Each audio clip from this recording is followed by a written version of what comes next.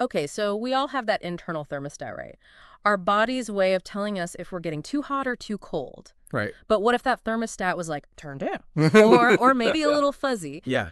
That's the reality for some autistic adults. Yeah. And it can make them super vulnerable to something as common as a hot day. Right. And that's why today we're taking a deep dive Yeah. into this often overlooked risk Huh? using this great resource called Yes. Adult Autism and Hyperthermia. Understanding the risks of elevated thermal. It's a good one. We really want you to come away from this deep dive feeling empowered, Yes. knowing how to recognize the signs Mhm. and support yourself or someone you care about. It's a great goal. Mm-hmm. I think a lot of people are going to be surprised to learn just how dangerous overheating can be for autistic adults. Yeah. We're not just talking about discomfort here. Right. We're talking about potentially life-threatening situations. Yeah, that's right. And the source we're looking at today, Adult Autism and Hyperthermia, lays out some pretty startling statistics. It does. Like, did you know that heat stroke is one of the leading causes of preventable death in autistic individuals? It is. It's a very sobering statistic. Yeah. And it really highlights the importance of understanding the unique challenges Right. that autistic adults face Yeah, when it comes to temperature regulation. absolutely. So let's break down why autistic adults are at a greater risk. Okay. Why is that? Well, one of the primary factors is this concept of elevated thermal perceptual thresholds, Okay. which essentially means that some autistic individuals might not feel the heat Okay. as intensely as others. So, like, someone else might be feeling uncomfortable reaching for a cold drink, but No. an autistic person might not realize that they're overheating until it's way too late. Exactly. Yeah. And that delay in recognizing the danger can be crucial. Yeah, it's almost like their body's alarm system isn't going off Right. when it should be. And on top of that, there's often communication challenges as well, right? Absolutely. Some autistic individuals may struggle to articulate that they're feeling hot or uncomfortable, Right. and they might not be able to effectively communicate their needs or ask for help. So even if they're aware of the heat, they might not have the tools or the support Right. to be able to do something about it. Exactly. Now, we also have to consider the role of routines and fixations, Yeah. which are often central to an autistic person's life. Right. Sticking to routines can be a source of comfort and stability, but it can also pose a risk in hot weather. Oh, that makes sense. Like, if someone is fixated on wearing a certain type of clothing, for example, Yeah. they might resist changing into something lighter and more breathable, even when the temperature soars. So it's not just about feeling the heat, it's about the challenges in responding to it effectively. Precisely. Yeah. And we can't forget about the potential impact of medications. Some medications commonly prescribed for autistic individuals can actually interfere with the body's natural temperature Rah. regulation system, Okay. making them even more susceptible to overheating. So this is starting to feel like a perfect storm of factors It is. that all converge to create this really dangerous situation. Right. And then, of course, we have to add sensory overload into the mix. Of course. Yay. That's a huge piece of the puzzle. Yeah. Extreme heat can exacerbate sensory overload, making it even harder to focus on taking those Yeah. necessary cooling measures. Yeah, it's like they're already dealing with so much sensory input Right. that the added heat just pushes them over the edge. Exactly. And when someone is experiencing sensory overload, it can be very difficult to process information, make decisions, or even recognize their own needs. Okay, so we've talked about why autistic adults are at a greater risk. Yes. What about recognizing the signs? What should we be looking for? That's a great question. And it's crucial to be able to spot the early signs of hyperthermia, both in yourself and in others. Okay, so walk us through some of the red flags. Okay, well, excessive sweating is a common symptom, Okay.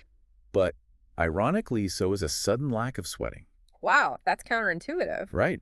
When the body gets too hot, it can actually stop sweating as a way to conserve fluids. Okay. So either extreme can be a warning sign. So we're looking for any changes in sweating patterns. Yes. So, The skin can become red, hot, and dry. okay. You might notice changes in behavior or mental state, Okay. such as dizziness, Okay. confusion, Okay. slurred speech, or even aggression. Okay, so we're talking about both physical and behavioral changes. Yes. What about things like nausea, rapid heartbeat, or weakness? Those are all classic symptoms of heat exhaustion, Okay. which can quickly progress to heat stroke if not addressed. And I think it's really important to emphasize that heat stroke is a serious medical emergency. Absolutely. It's a life-threatening condition that requires immediate medical attention. Right. If you suspect someone is experiencing a heat stroke, call 911 immediately.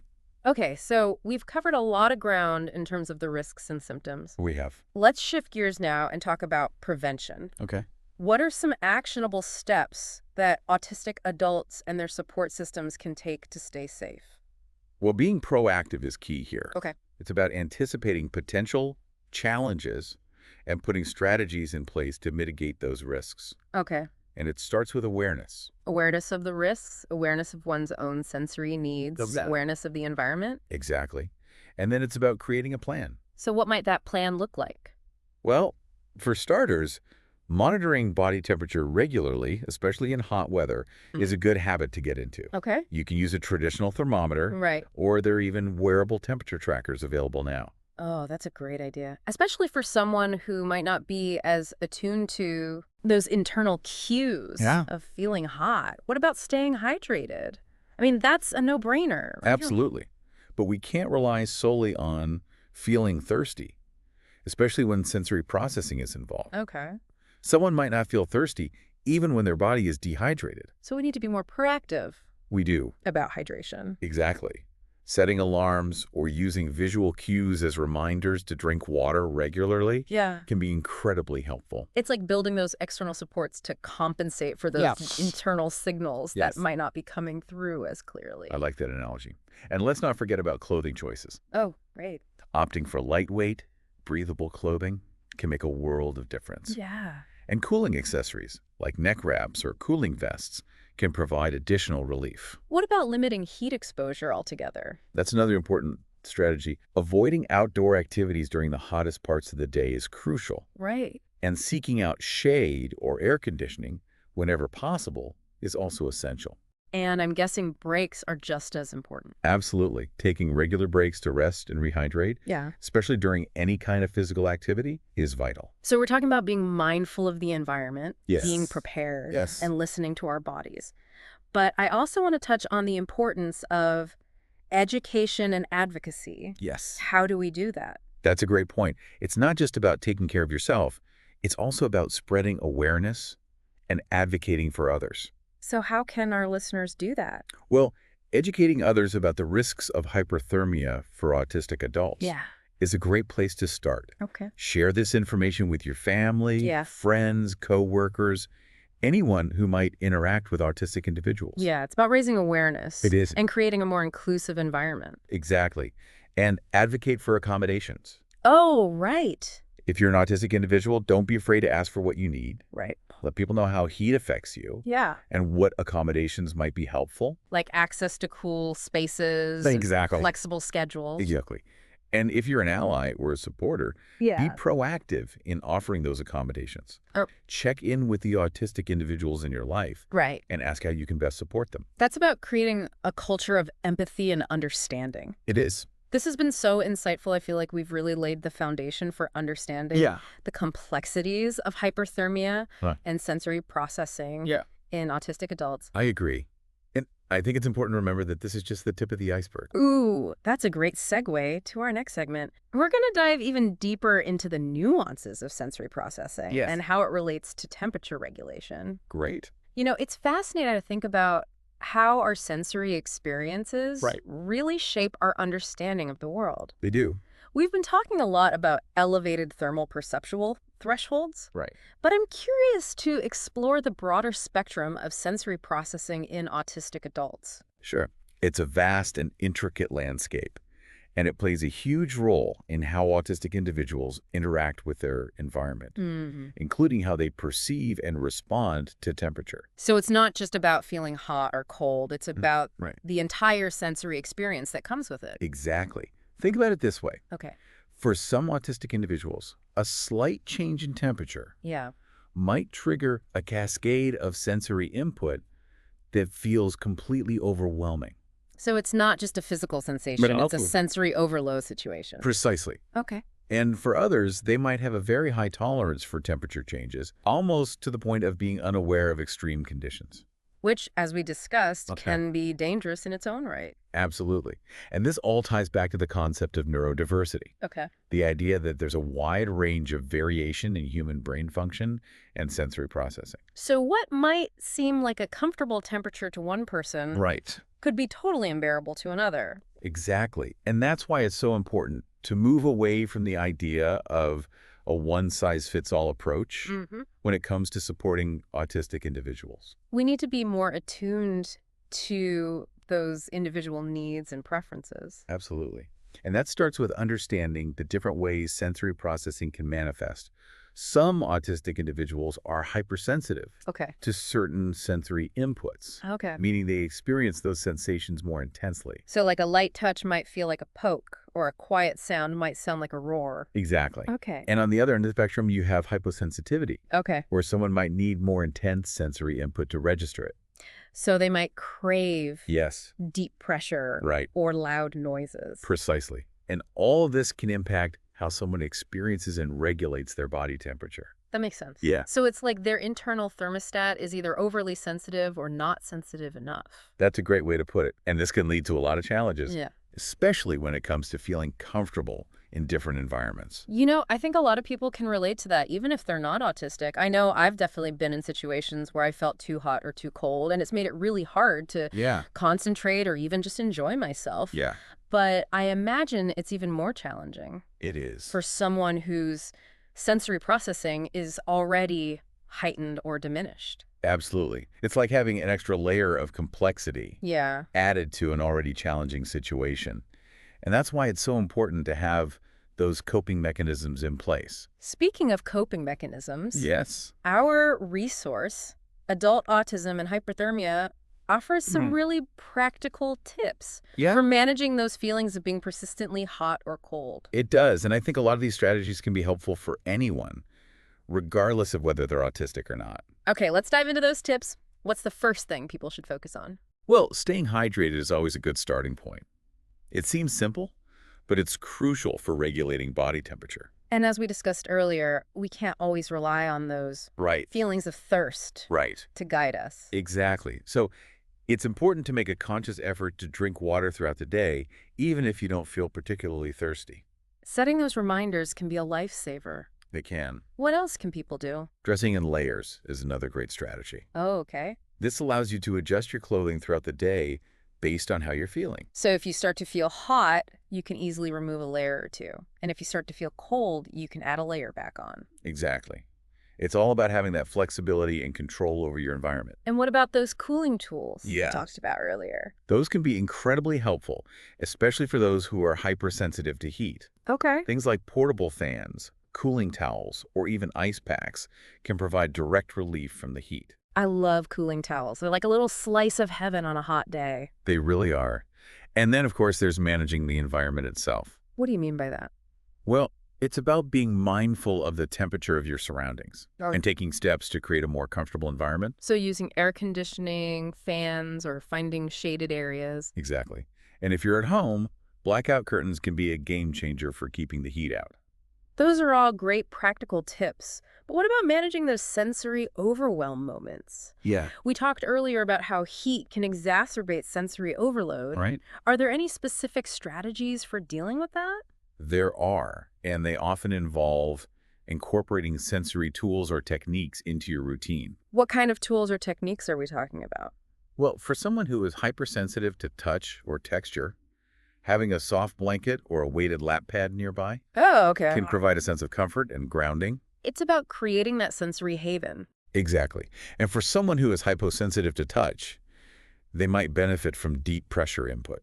Like a firm hug or a massage. So it's about finding those sensory experiences that help regulate the nervous system. Precisely. Yeah. And don't underestimate the power of deep breathing exercises or mindfulness techniques. Oh, that's a good one.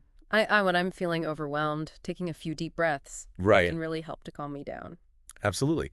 It's a simple yet effective way to regulate your nervous system and reduce stress, which can, in turn, help with temperature regulation. This has been so helpful. It's amazing to think about how much our sensory experiences impact our overall well-being. It really is. And it's a reminder that we need to be more mindful of those sensory needs, both our own and those of the people around us. Speaking of being mindful of others, Yes, our resource also emphasizes the importance of advocacy and communication when it comes to it does. managing these challenges. It does. And I think this is where we start to bridge the gap between individual coping mechanisms. And systemic change. So it's not just about what we can do for ourselves. Right. It's also about how we can create a more inclusive and supportive environment for everyone. Exactly. And that starts with open and honest communication. If you're an autistic individual, don't be afraid to speak up about your needs. Let people know how heat or other sensory experiences affect you. Exactly. And if you're an ally or a supporter, be proactive in asking how you can best support someone. It's about creating that space. It is. For open dialogue and understanding. Absolutely. And it's about recognizing that everyone experiences the world differently and that those differences should be celebrated, not stigmatized. This has been such an insightful conversation. I feel like we've covered so much ground, We have. but there's still so much to explore. I agree. But I think we've laid a solid foundation for understanding the complexities of hyperthermia and sensory processing in autistic adults. Yeah. And I hope our listeners feel empowered to take this knowledge and apply it to their own lives I hope so too. and their interactions with others. I do too. You know, as we've been talking about all of this, it strikes me how much of this conversation is really about empathy. Right. Like, at its core, yeah. understanding sensory processing differences and the challenges they can bring is about stepping into someone else's shoes and recognizing that their experience of the world might be vastly different from our own. Absolutely. And isn't that the foundation of inclusivity? It is. Acknowledging and respecting those differences instead of trying to erase them or fit everyone into a single mold. Absolutely. When we embrace neurodiversity, we create a space where everyone can thrive regardless of how their brains are wired or how they process sensory input. Our resource, Adult Autism and Hyperthermia, ends on a similar note. It does. Emphasizing the importance of advocacy, not just for ourselves, but for the entire autistic community. It does, and it highlights the power of sharing our stories and raising awareness about these issues. So it's not just about understanding the science behind sensory processing or having those practical tips in our back pockets. Right. It's about using our voices to create lasting change. It is. It's about speaking up for those who might not be able to speak for themselves, about challenging misconceptions, and about advocating for policies and practices that prioritize accessibility and inclusivity. Yes, and it's about creating a culture of empathy and understanding starting in our own homes, schools, and workplaces. I love that it starts with those small, everyday interactions. Yes. Checking in with our autistic friends and family members, asking how they're feeling, and being willing to listen without judgment. Absolutely. And it's about being open to learning and unlearning. Yes. It's about challenging our own assumptions and biases and being willing to adjust our behavior to create a more welcoming and accommodating environment for everyone. So what's the one key takeaway you hope our listeners will walk away with from this deep dive? Well, for me, it's the understanding that hyperthermia is a serious risk for autistic adults. Right. But it's a risk that we can mitigate through awareness, proactive strategies, and a commitment to creating a more inclusive world. Beautifully said. And to our listeners, we encourage you to continue exploring these topics, to ask questions, to challenge the status quo, and to be champions for inclusivity in your own lives. Remember, knowledge is power, but it's only through action that we can truly create meaningful change. Well said. That wraps up our deep dive into adult autism and hyperthermia. We hope you found this episode informative and empowering. Until next time, stay curious, stay informed, and keep diving deep.